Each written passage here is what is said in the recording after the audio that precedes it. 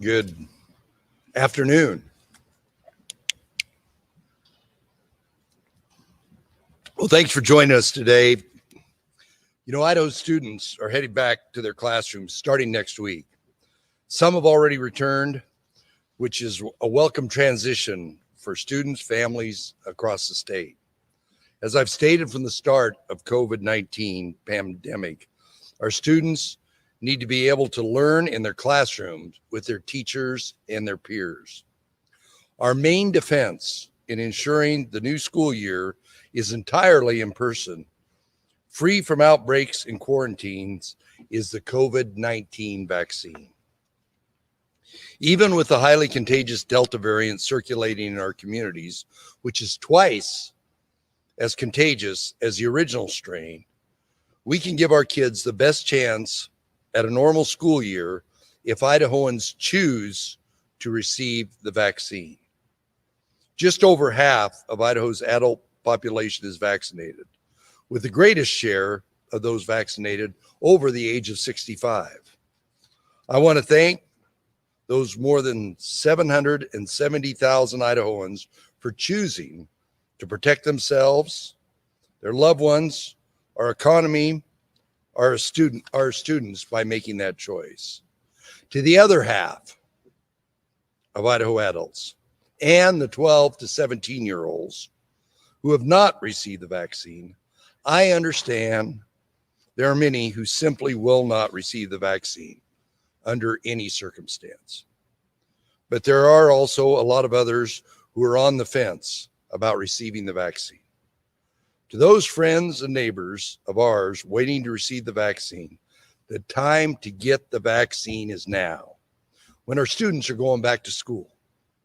We can minimize or eliminate disruptions in the delivery of education, as well as sports and extracurricular activities during this school year, if Idahoans choose to be vaccinated. Our younger population, children under the age of 12, cannot receive the vaccine, and they need us, the adults, to make the right decision now so that they can stay well and have a productive and successful school year. Parents 12 to 17-year-olds and 17-year-olds are also encouraged to have your children vaccinated.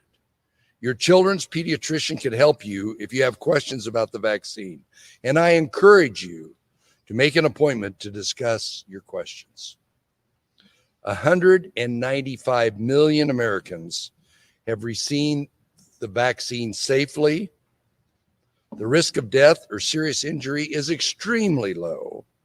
By comparison, the risk of death or hospitalization from COVID-19 disease is much, much higher, and it's growing. I'd like to share some Idaho-specific COVID activity in our state. The vaccine protects you. Almost all new COVID cases, COVID hospitalizations, and COVID deaths in Idaho since the start of the year were people not vaccinated. Since May 15th, there's been 10 times as many COVID cases, 13 times as many COVID hospitalizations, 8 times as many COVID deaths among unvaccinated people compared to vaccinated people. The vaccine slows the spread of the disease. We need the disease to stop now. There are signs already that we may be in trouble the next few days and weeks if we don't slow things down. Idaho hospitals are once again filling up with COVID patients, almost all unvaccinated, and access to basic health care services is pinched for the rest of us in order to care for them. That means people with planned surgeries may have those surgeries delayed. People that suffer from a heart attack or stroke may find there's no adequate bed available in their local hospital. If more Idahoans do not choose to get vaccinated now and in the coming days and weeks, with the highly transmissible Delta variant now circulating widely in communities across Idaho, our epidemiologists say projections indicate case counts could continue to increase through the fall and exceed last year's peak for daily case counts. This impacts our workforce. We cannot afford to have such a large share of our workforce out sick all at once. Our workforce cannot afford to stay home because schools and daycares shut down due to outbreaks. This threatens Idaho's phenomenal economic success. Our hospitals won't be able to take the influx of patients. And importantly, it is not fair to our students who will experience disruptions in their school year. I've directed $20 million towards expanded testing in Idaho's K-12 schools to help us meet testing needs. And our Back to School Task Force, made up of public health and education stakeholders, has been working hard to ensure there is standardized guidance out there for school leaders as they navigate this school year. I have with me today Andrea McNutt, a Spanish teacher right here in Nampa High School, to share some of her perspectives on the school year. Andrea? Thank you, Governor Little.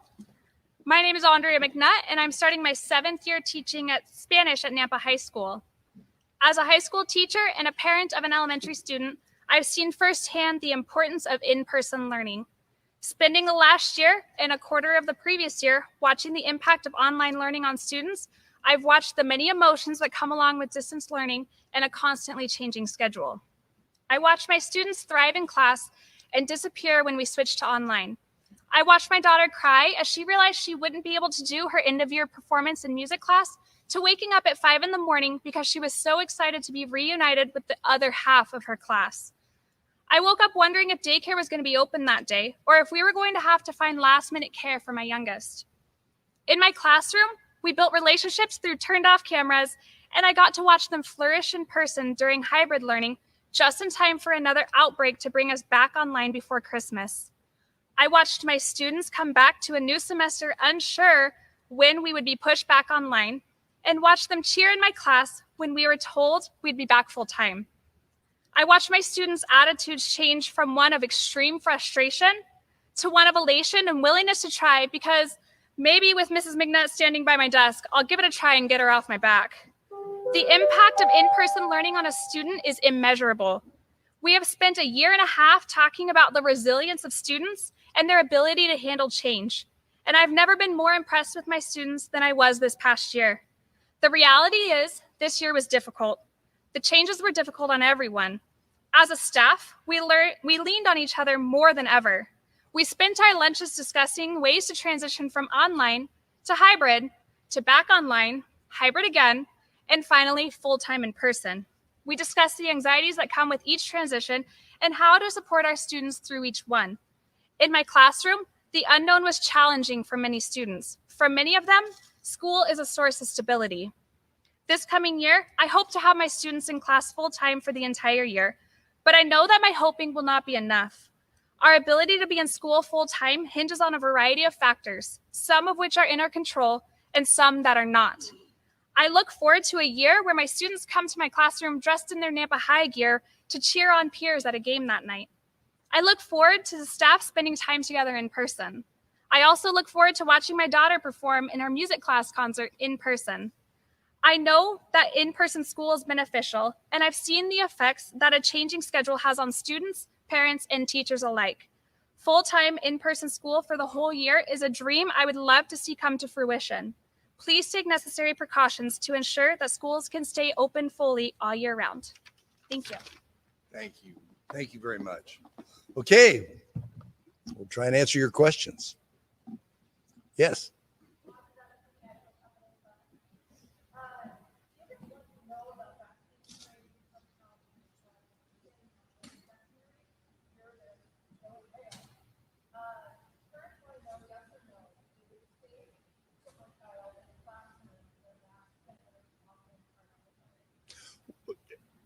Well, our reason for being here today is we want kids back in school. And what we've done all along is allow school administrators, trustees to make that determination. You well know how the numbers go up and down, and you just heard from Andrea about what they did here in Nampa in this school district. So I guess the answer to your question is it depends. It depends upon what the rate is. A couple of weeks ago, we saw these numbers going up, and that's why we scheduled this, because the secret is obviously getting more people vaccinated. There's a number that we had in mind before, and we just haven't reached that level in many counties in Idaho. There's some we have, not very many, but we just want to encourage everybody. So it really depends upon the district they're in, but we want people to have their kids in school, but it's going to depend upon how many more people get vaccinated and what the protocols are in the schools.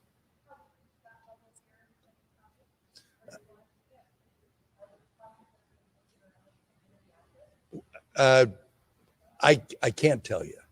I can tell you that the one thing that will help is if more people get vaccinated. That's of all the issues that we've gone through. A year ago when we were doing this, we didn't have vaccine. Now we've got the vaccine. That is literally the thing that's the most helpful is all this angst for school teachers, administrators, school boards, parents will be significantly lessened if more people get vaccinated. And that's the message we want to get out today. Scott?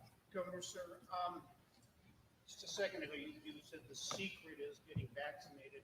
But perhaps it's not really a secret because it seems like we know that with all due respect. Fair. That's fair. But my question is,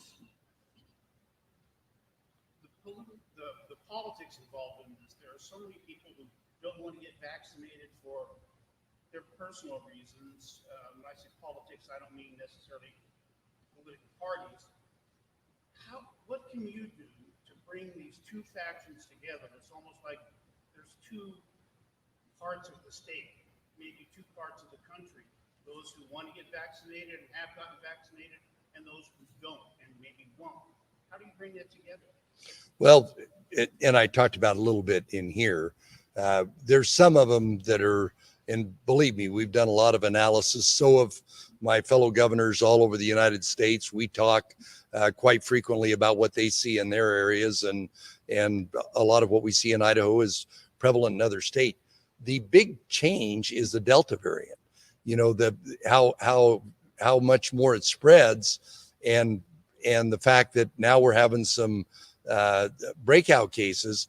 But of course, even if you have a breakout case, these statistics are incredibly compelling that if you get the vaccine, we're fine. But what's changed, believe me, last June, July,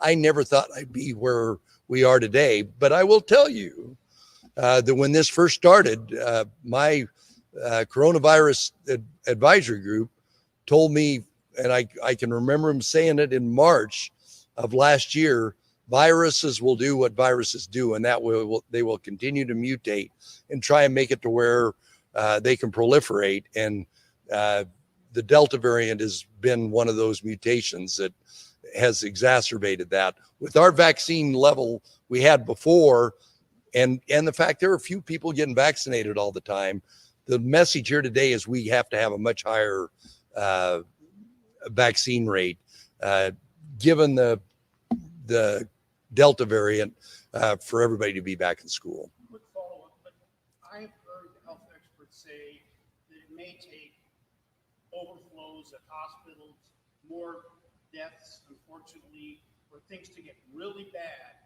before people will come together on this. Are you concerned about that? Yes, that's talking about bringing together people politically, philosophically on this whole thing. Yes, and that's what's happening. You're all aware of what's taking place at Kootenai right now in the Coeur d'Alene area, where they're at capacity. The local hospitals here have some significant issues, but the dashboard that I get about hospitals, if there's a vaccination rate that's higher, there's a green line for hospital capacity. If they've got a lower vaccine rate, there's orange and red. And that's the point we're trying to get out. Yeah.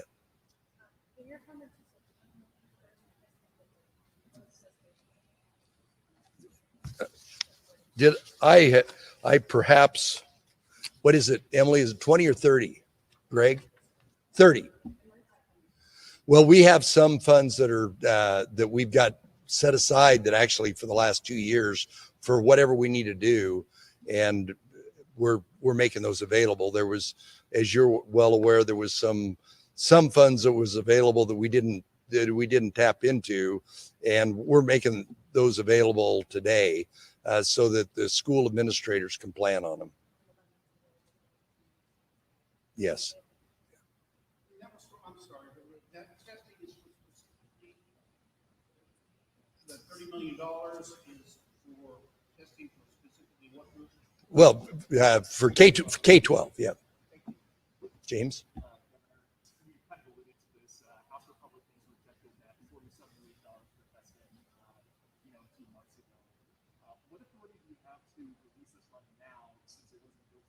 This isn't part of that 40 million. This is other money that the legislature last year gave us for kind of whatever we need to do for COVID. So this is exclusive of those ARPA dollars that were there that didn't get appropriated.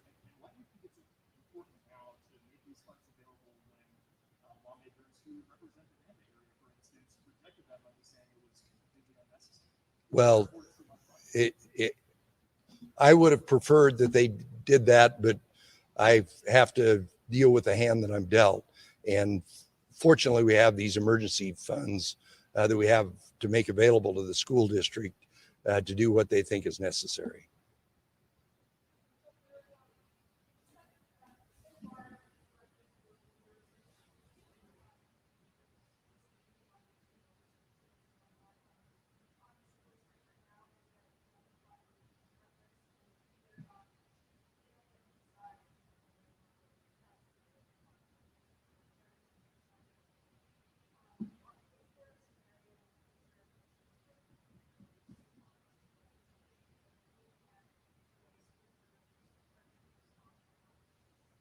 Well, as we have all along, we want to create the best possible atmosphere for people to do the right things.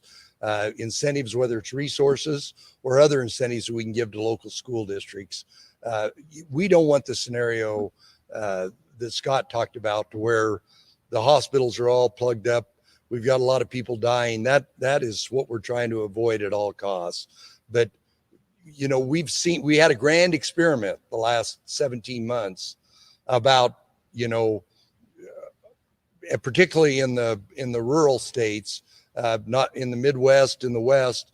And I am convinced that, as I stated in my comments multiple times, we want people to choose to do the right thing. And that's the strategy we've had, and we're going to continue with it. But that's why we asked you all to be here today, was to make the point that this is very, very serious.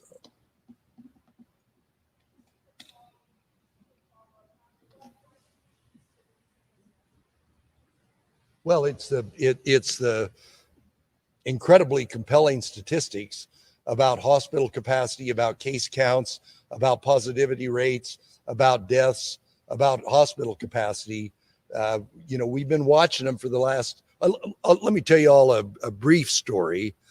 My healthcare team have just done an incredible job. And about a month and a half ago, I was going to take them all to lunch and we're going to celebrate. And I had a conflict and I couldn't do that. And we ended up postponing it. But instead of a celebration meeting, it was, you know, here's all the statistics of what's going on. So, you know, the Delta variant and the lack of vaccine uptake in the state of Idaho just changed the trajectory that we thought we were on. And many of you have written a lot about it, and we just need to get the message out more. So.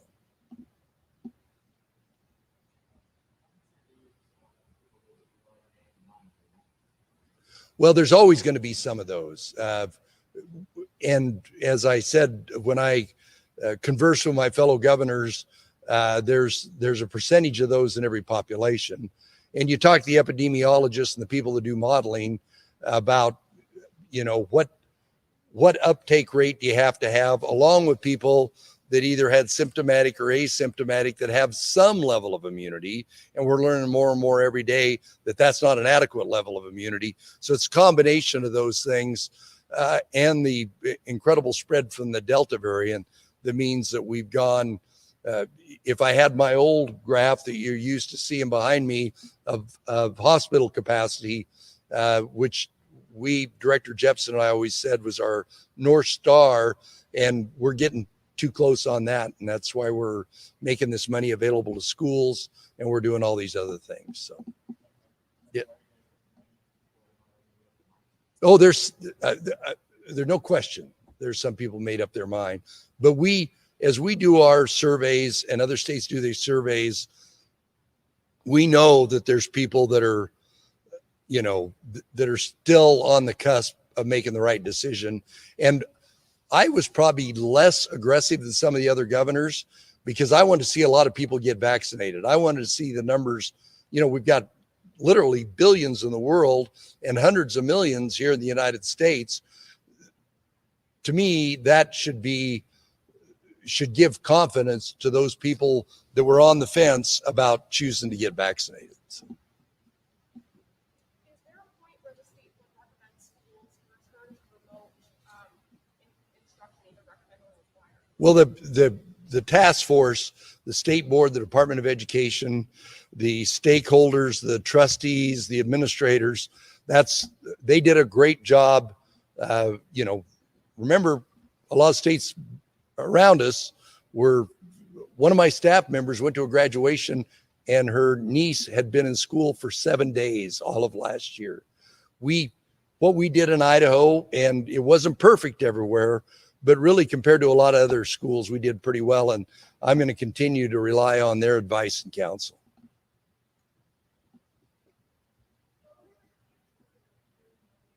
That 30 million was part of was an appropriation that the legislature gave us for whatever relative to COVID. And that's this, as I said, I would have preferred that they utilize the ARPA dollars that were there, but it's critical now. We've got to have these school districts got to have some resources because, testing is a motivator.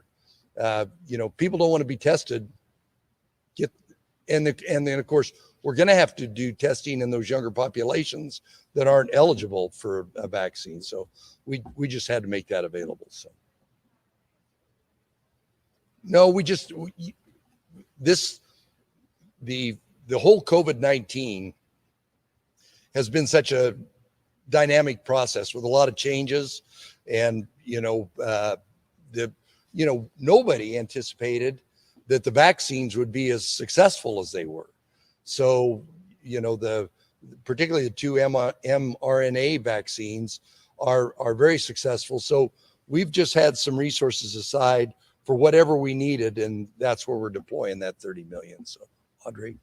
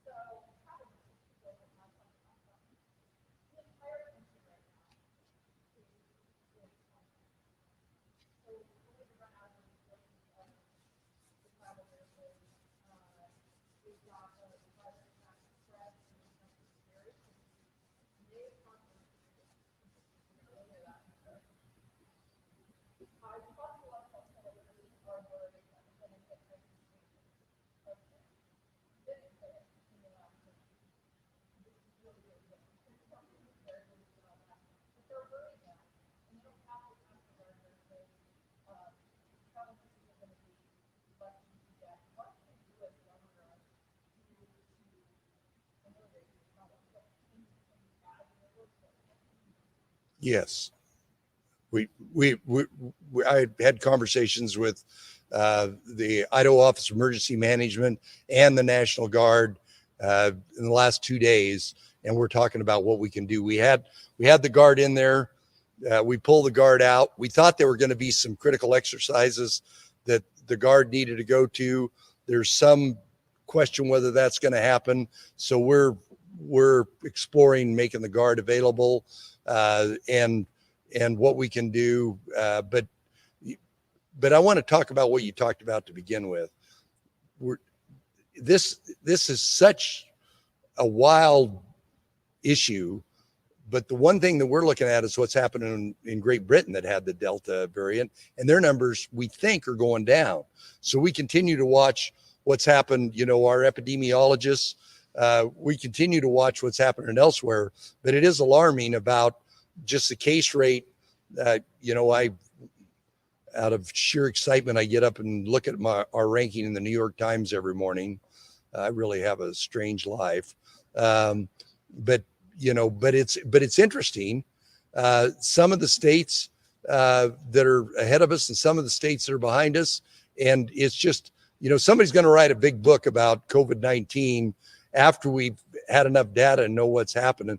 But right now, with what we know, we believe there's no question that getting more people vaccinated, because a year ago we didn't have the vaccine. So, sir, you say you've had conversations with the National Guard and emergency folks in the last 2 days? Yep. 2 days. Are you going to deploy the Guard again soon?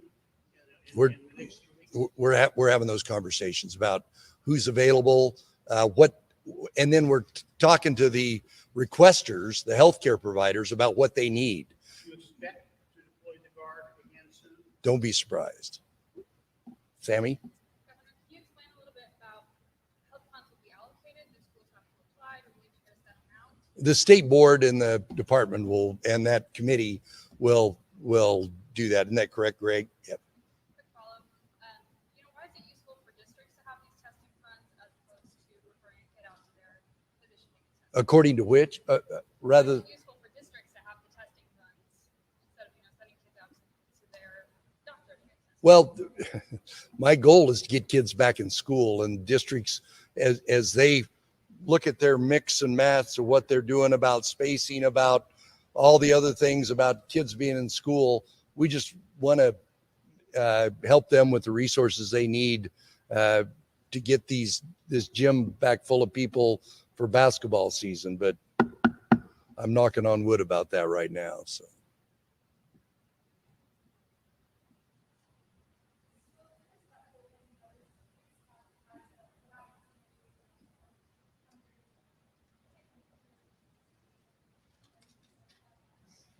Well, as I said, I look at those numbers every day, and some of the states that have got that are doing well, and some of them aren't doing well.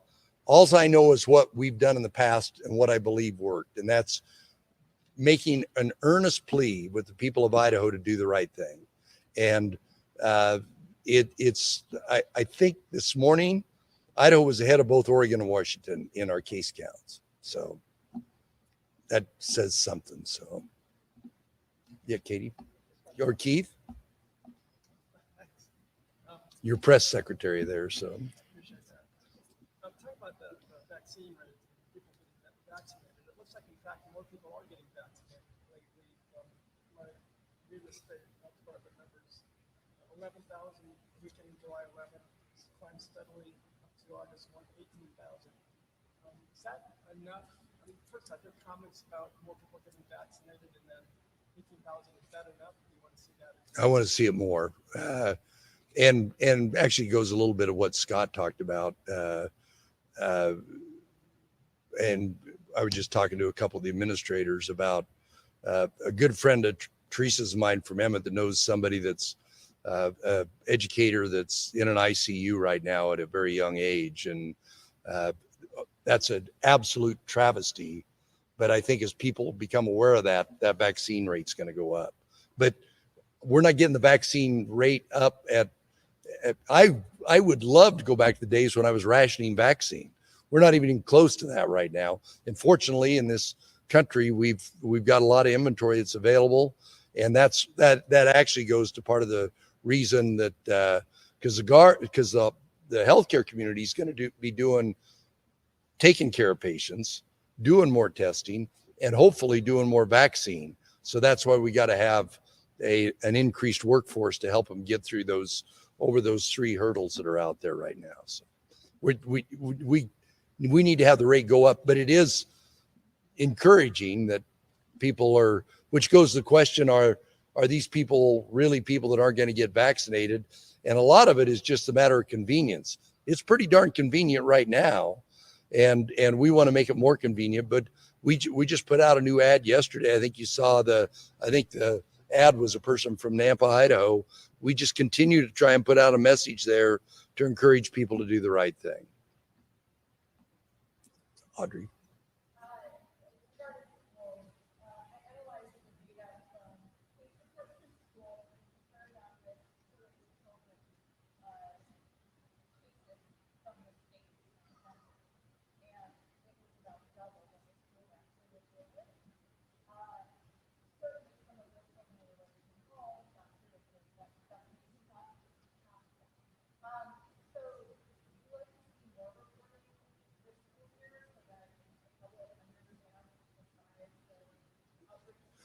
Well, the short answer is yes.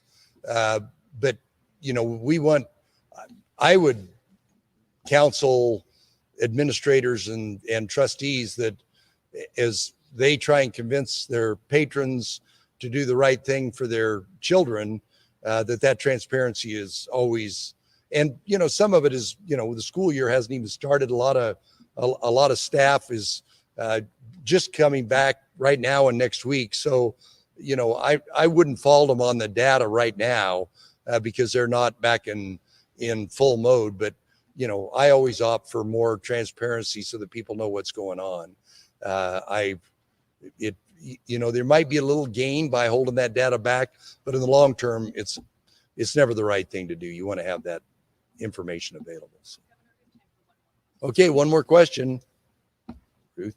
Hi, thank you for taking my question. I appreciate it. Well, you were clear out here in right field, so I didn't see you. Our vaccines are currently approved for emergency use. Within the next couple of weeks, they will likely be fully approved by the FDA. At that point, they can be mandated. As you of course know, schools do require certain vaccinations. There are exemptions, of course, for parents. Would you be in support of adding COVID-19 to the list Well, of required vaccinations? the list that's out there is, I think it's a rule I know it's a rule by the Department of Health and Welfare. So they'll have to consider that. But I would tell you that the EUA, my understanding from my calls with other states and with the White House is that EUA is probably only going to go off on Pfizer to begin with, and then Moderna, and then maybe J&J. But the fact of the matter is, a lot of EUAs go off when there have been 2,000 vaccinations. We've had 200 million vaccinations and billions worldwide. So the data's there. A lot of what they're doing on the EUA, and I'll defend the FDA a little bit on this. We want everybody to be comfortable. We don't want to make it look like it's a rush to judgment. We want them that we're checking all the boxes to make sure we know the vaccine works. What they're actually checking right now is the facilities. They're going in and saying, if you're going to make 100 million more doses, will these manufacturing facilities do that safely and adequately? So it's actually more of a quality control rather than the efficacy of the vaccine. Because, all these other vaccines that were released, nobody had an app on their phone that was calling them up every 2 days and saying, how are you doing? They were basically reported by doctors. Now we've got a much better feedback loop, which I think will serve society well into the future. And you don't have to do that. It's an opt-in, but our ability to determine the efficacy of it is much more sophisticated now than it was before. But the EUA, when they go off, I know a lot of people say when the EUA goes off, I will advocate for get the vaccine. We'll see when that happens. All right. Thank you all very much.